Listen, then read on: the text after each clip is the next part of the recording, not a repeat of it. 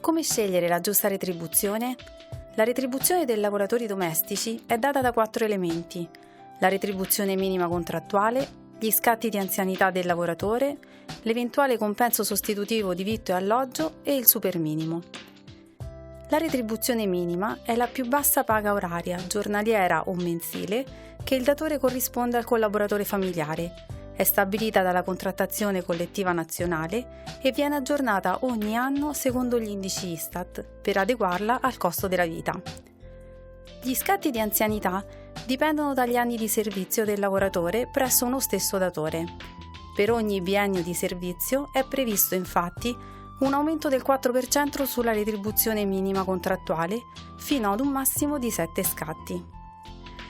I valori convenzionali per l'erogazione di vitto e alloggio sono definiti e rivalutati ogni anno dalla contrattazione collettiva, proprio come la retribuzione minima.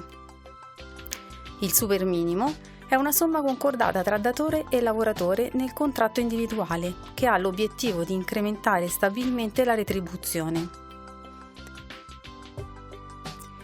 Vi ricordiamo che è sempre consigliabile specificare nella lettera di assunzione se si intende il superminimo come assorbibile o non assorbibile, poiché in caso di aumenti delle retribuzioni tabellari nazionali, l'importo del superminimo non assorbibile resta invariato, mentre il superminimo assorbibile si riduce di un importo pari all'aumento tabellare.